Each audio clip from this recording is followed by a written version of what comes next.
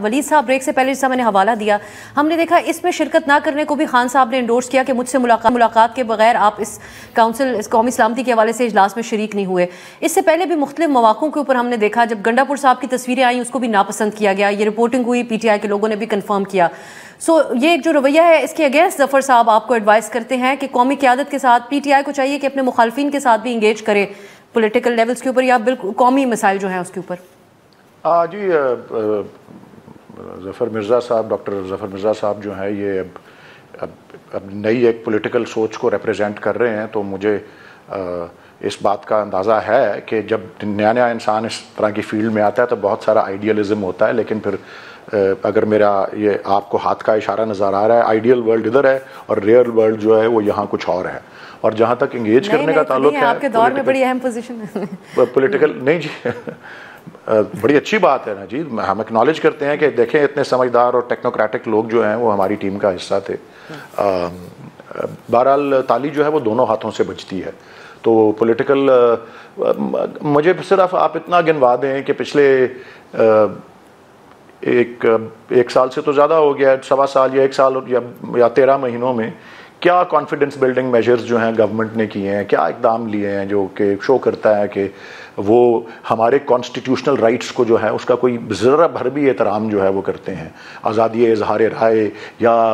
इज्तिमा, पुरअमन और गैर मुसल्लह इज्तिमा एसोसिएट करने का। अभी देखें इलेक्शन कमीशन ऑफ पाकिस्तान ने अभी तक वो उस हमारे इंट्रा पार्टी इलेक्शन केस को लेके बैठी हुई है, और नया चीफ इलेक्शन कमिश्नर जो है उसके बारे में कोई इकदाम, आईनी प्रोसेस है उसके बारे में कोई इकदाम नहीं लिया जा रहा। तो मैं तो कह रहा हूँ ना जी कि ये सिर्फ हमें ना समझें कि हम इसमें कसूरवार हैं, देखें। और इसमें आप ठीक कह रही हैं, आपने 2-3 दफ़ा ये बात की, सब ये बात करते हैं कि अगर कंसेंसस बिल्ड करना है, इंगेज करना है, तो ज़्यादा जिम्मेदारी जो है उसकी गवर्नमेंट पे होती है। और ये इतना सीरियस मामला है। बट आप ये देखें, अब ये पिल्डाट की एक रिपोर्ट इत्तेफाक से एक दिन पहले ही जाफर एक्सप्रेस वाले वाक़े से आई कि जी एक आईनी इदारा है नेशनल सिक्योरिटी कमेटी या नेशनल सिक्योरिटी काउंसिल, उसकी एक मीटिंग भी नहीं हुई जब से ये हुकूमत बनी है। नेशनल सिक्योरिटी एडवाइजर ही नहीं बनाया हुआ इस गवर्नमेंट ने। मतलब नेशनल सिक्योरिटी की अहमियत जो है इस गवर्नमेंट के नज़दीक क्या है, तो वो आप संजीदगी और कंसेंसस बिल्डिंग और ये सारी चीज़ें, आप गवर्नमेंट की जो एक्शंस को देखें, गवर्नमेंट क्या हमारे साथ, क्या गवर्नमेंट लोगों के अंदर क्या कॉन्फिडेंस बिल्ड कर रही है। चलें डॉक्टर साहब, इस बात पे आप रिस्पॉन्ड कर दें। फिर आप ये ख़तरा महसूस करते हैं कि शायद खाकान साहब जैसे उनकी पार्टी PTI के साथ बैठी है, इंगेज किया है, उन्होंने एक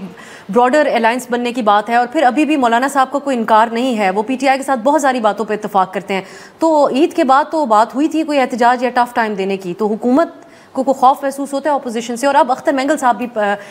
बलूचिस्तान के अंदर हमें मुतहरिक नज़र आ रहे हैं। देखिए, अलायंस तो बनना दूर की बात है, ये तो पार्टी, आप यहाँ पे बात हुई कि द लार्जेस्ट पार्टी, ये तो एक ग्रुप ऑफ पार्टीज अब बन चुकी हुई है। इनके अंदर अपनी इतनी टूट फूट हो चुकी है, इतना इंतशार है, डिफरेंट ग्रुप्स हैं, वो अपनी डिफरेंट बात करते हैं, हर को अपना अपना नुक्ता नज़र कर रहा है, और आपस में इनकी इतनी लड़ाई पड़ी हुई है, इन्होंने दूसरों के साथ क्या कंसेंसस करना है। मौलाना साहब भी जानते हैं कि ये बात कुछ और करते हैं, उसके बाद पीछे हट जाते हैं, बाकी तमाम लोग भी ये जानते हैं, और इनका और दूसरों का कोई भी नजरियाती एक चीज़ पे इन्होंने आना ही नहीं है। उसकी वजह ये कि बाकी पार्टीज का हो सकता है कोई नजरिया हो, लेकिन PTI का सिर्फ और सिर्फ एक मौक़िफ़ है कि हमारे साबका चेयरमैन को जेल से रिहा कर दिया जाए, हमें किसी तरह NRO मिल जाए, और बाकी पार्टीज ने इस चीज़ पे नहीं आना। इन्होंने कभी अवाम की बात नहीं की, अभी इन्होंने कभी भी ऐसी बात नहीं की कि हम अलायंस करके, फॉर एग्जाम्पल इस वक्त अगर नेशनल सिक्योरिटी का इशू है तो हम अलायंस करके उस चीज़ के ऊपर बात करेंगे, या हम अलायंस करके अवाम के लिए बात करेंगे, या हम अवाम के लिए आवाज़ बनेंगे। इन्होंने कभी भी नहीं कहा। दे ऑलवेज से कि हमारा साबका चेयरमैन को किसी ना किसी तरह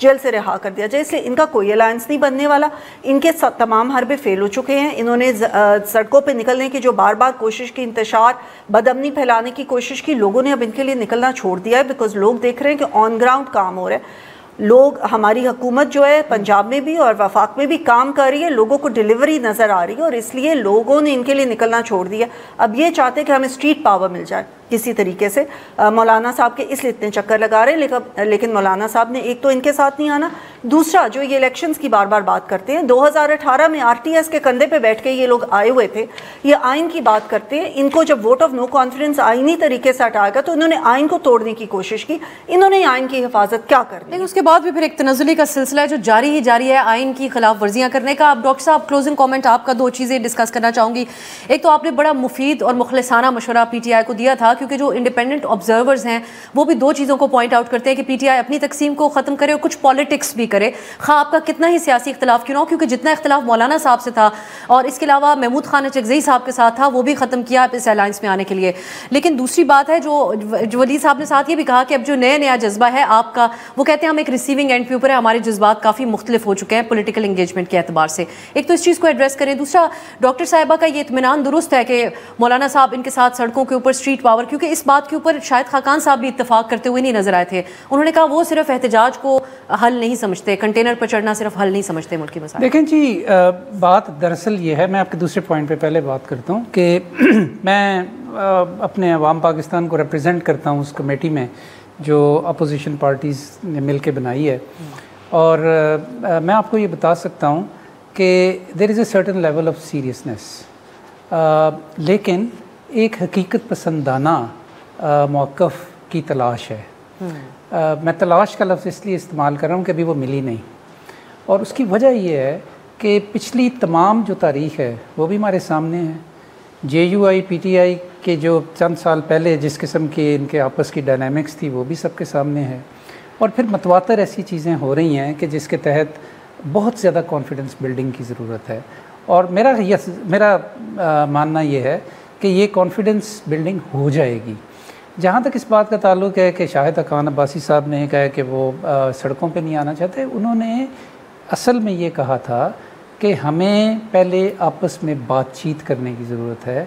اس منیمم کامن ایجنڈا کے اوپر متفق ہونے کی ضرورت ہے کہ جس کے اوپر ہم ریلی کر سکیں. اور وہ جب تک نہیں ہوگا تو وہ یہ تو بہت بعد کی باتیں ہیں نا کہ آپ نے احتجاج کرنا ہے, سڑکوں پہ آنا ہے, کائے کے لیے. اب یہ الیکشن کی بات ہو رہی ہے, آپ کیا ہم واقعی یہ سمجھتے ہیں کہ جس طرح کا 2024 میں الیکشن ہوا ہے اس طرح کا اگر ایک اور الیکشن ہو جائے تو اس سے پاکستان کے مسائل حل ہو جائیں گے؟ ویسے ویری کوئکلی ڈاکٹر صاحب میرے پاس وقت ختم ہے, لیکن جو آپ جیسی شخصیات شاہد خاقان صاحب کی قیادت کے اندر پی ٹی آئی کے ساتھ بیٹھ رہے ہیں, آپ پی ٹی آئی کی حکومت کے دور میں ایک حصہ بھی رہے اس کا, تو یہ آپ نظریہ بھی پی ٹی آئی کا اس سے بھی اتفاق کرتے ہیں جو ماضی میں تھا, یا جو پھر اپوزیشن میں اور ریسیونگ اینڈ میں آنے کے بعد بنا, یہ صرف ایک نقطے کے اوپر اتفاق ہے الیکشن سے ریلیٹڈ, یا پھر ایک ہمدردی کا ایلیمنٹ بھی اس کے اندر شامل ہوگا جو پی ٹی آئی کی سچویشن؟ میں انڈائریکٹلی تو پہلے بھی آپ کو اس کے اوپر کمنٹ کر چکا ہوں کہ بہت زیادہ انٹروسپیکشن کی ضرورت ہے پی ٹی آئی کے اندر بھی, کہ وہ اپنا ہاؤس ان آرڈر کیسے کرتے ہیں, وہ اپنی سیاست کیسے کنڈکٹ کرتے ہیں آنے والے وقت میں. دیکھیں اس وقت بلوچستان کے اندر جو صورتحال ہے, جو سندھ کے اندر انریسٹ ہے, جو ہمارے ہاں دہشت گردی ہو رہی ہے,